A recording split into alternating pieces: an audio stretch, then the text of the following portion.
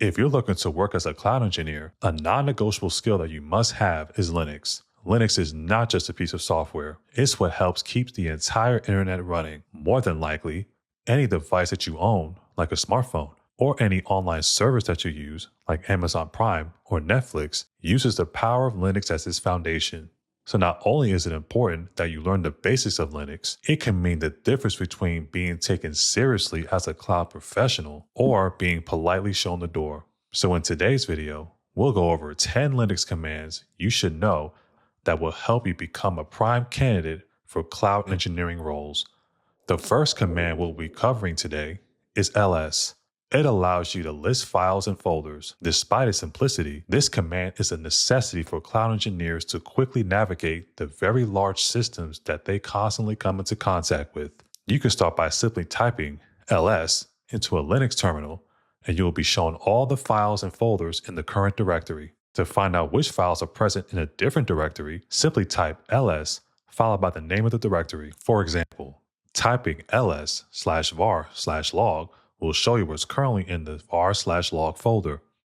Next up is the curl command. It's a command for making network requests to web servers. Cloud engineers are constantly working with resources spread out over vastly distant networks. They need a quick and effective way to send and receive information between them. And that's what curl is particularly good at. A useful command, such as curl-I, followed by the name of a website, allows us to quickly check its status without loading the entire page. Here's another example that allows you to authenticate into a remote server.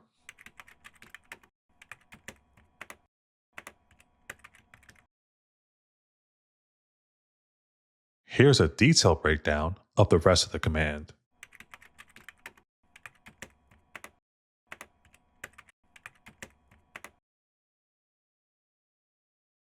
Now this next command is one of the most important ones you'll need to master for cloud engineering roles, systemctl. This command is used to control system services on most modern Linux systems. A service in the Linux world is simply a program that exists on the system which runs silently in the background. One of the reasons why it's such an essential command for cloud practitioners is that many of these services are often required for the system to operate properly. If one of these services experiences an issue, the very first thing you'll be expected to check is whether or not the service responsible for that resource is working properly. So let's go ahead and break down a couple of examples of how we can use this powerful command. As you can see here, this command is what we would enter to get the current status of the Nginx service. If all goes well, you should see a result of active or running. The next command we'll be looking at, SSH, is the standard way to securely connect to a Linux server over a network. This helps cloud engineers perform various tasks on remote systems, such as confirming whether a configuration was properly done or troubleshooting why something isn't working. Here's a simple example of how to use SSH to log into a system.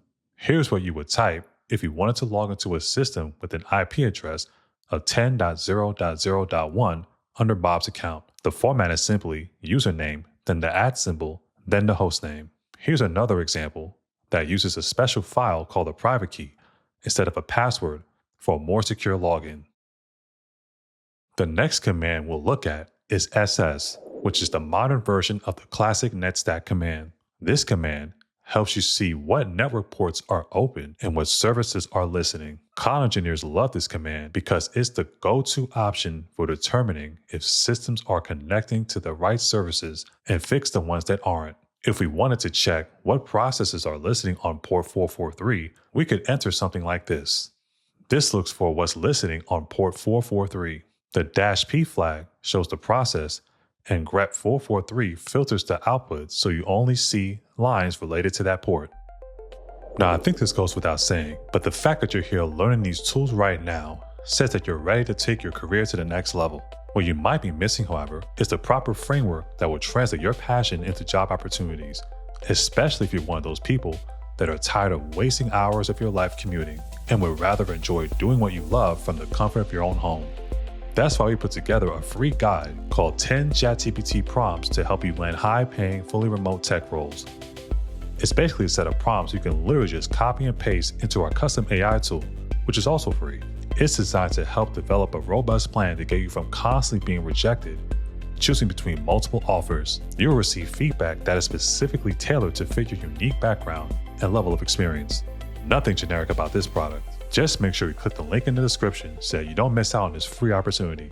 Now, let's go ahead and continue our discussion. The next command on our list are head and tail. These let you view the beginning or end of a file respectively, without actually opening the entire thing. This is a must-have in cloud environments where logs can easily be thousands of lines long and you need quick answers without scrolling forever. Here's how to use the head command to show the first 50 lines of a configuration file. The -n argument simply tells head how many lines to display.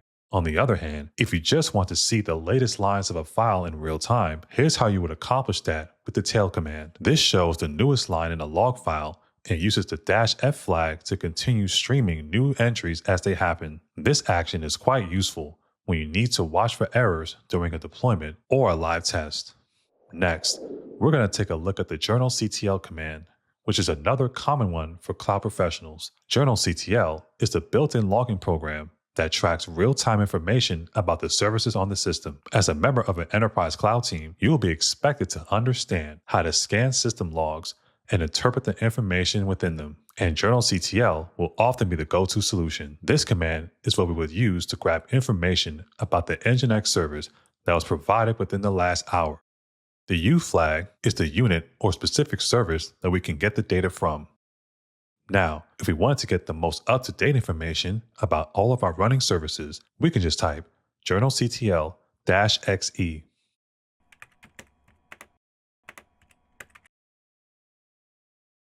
Next up is wget. This command is used for downloading files from a URL. Cloud engineers often use it to pull artifacts, fetch scripts, test connectivity to internal resources, among other things. Let's take a look at this simple example where we use wget to download a zip file from a web page. Once downloaded, a file will be placed into your current directory using the same name as the URL. Okay, so this next command we'll be learning about is called grep.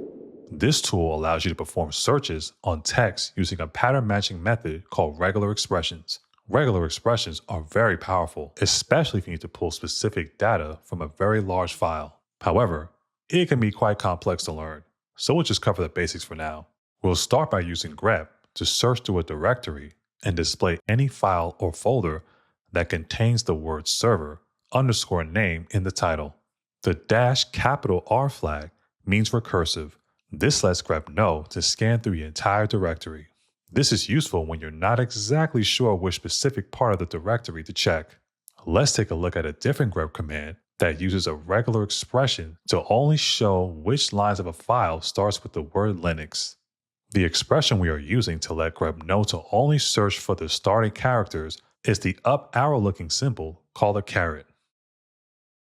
Last but not least, the tar command is extremely powerful for a reason. It's file packaging made simple. Many times, as a cloud professional, you will need to send large quantities of files, like security alerts, to different systems for processing. Since this can involve sending dozens of files at once, you need something that can simply combine them into a small individual file, then unpack them at the destination so that the original file can be used again. And that's exactly what the tar tool excels at. Here's a command we will use to create a compressed zip file called logs-tar.gz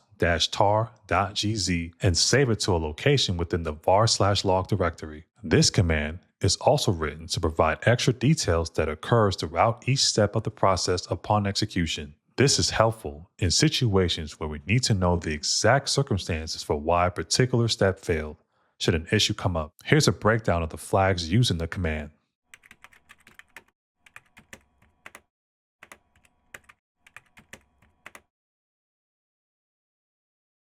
Here, we are doing the opposite of the first example. tar will be extracting the contents of a previously zipped file. The command, like the last one, is instructing the tool to provide an extra level of detail for every step that it completes. Here are some additional details on the command flags that were used.